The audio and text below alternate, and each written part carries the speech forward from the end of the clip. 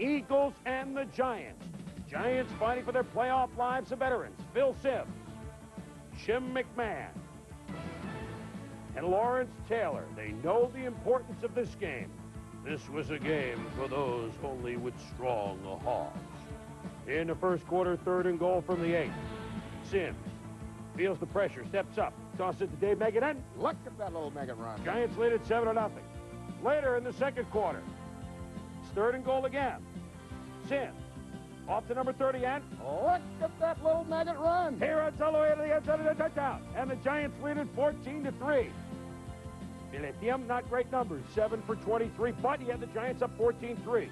Jim McMahon spent much of the day on the run. Actually, Jimmy pretty nimble here. He outraces Lawrence Taylor, gets away from Marshall, dumps it, comes up limping. And then the Giants figure, we got to get McMahon out of there. They knew he was going to be stationary. He took a lot of punishment in the first half. Here the Giants send Roger Brown on a safety blitz. He pounds McMahon into the ground, and then later in the second quarter, nose tackle Lorenzo Freeman lands on top of McMahon again. So with McMahon out, and more on that in a moment, enter Jeff Kemp.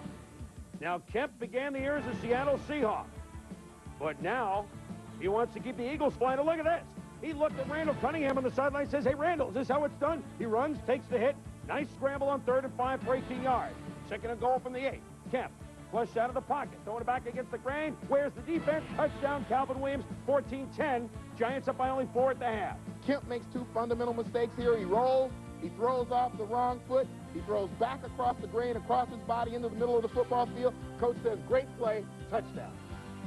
What went wrong for the Giants? Everything. Matt Farr, normally reliable, misses a 44-yarder.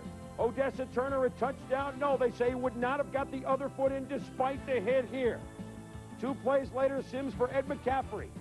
No, it's Otis Smith. Picks it off for the league-leading defense of the Philadelphia Eagles. And LT, really ineffective today, Tommy. Lawrence Taylor had his leg hurting. He just couldn't do the job defensively.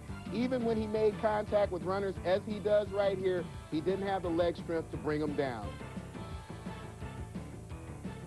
In the second half, Kemp find the hole. And Fred Barnett went deep. Double coverage, but Barnett has to step on a 60-yard play. Then in the 4th, on 3rd and 29, Kemp pressured.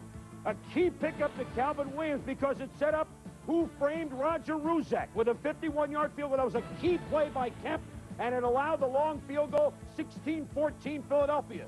Could Phil Simms bring him back? They try the razzle-dazzle, the flea flicker.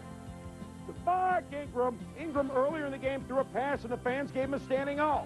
So the Giants try to flea flick their way back into the playoff, but no, Matt Farr, what is that, Hostetler's fault too? No, it's no good. With the score 19-14 and no timeouts, Seth Joyner, we've seen him all year. He sacks in. 4th and 17. And on this incompletion, Rich Kotite's Eagles won their 6th straight. LT didn't know it at the time, but now it's official. Super Bowl champs 1 year, at home for the playoffs the next. The Giants are gone. The Eagles beat them 19-14. They always beat the Giants. They beat them 7 out of their last 8 times.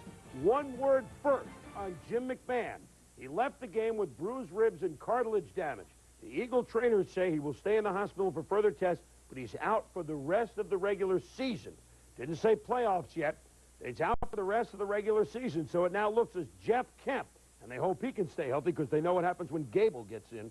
So now that's the story for the Philadelphia Eagles.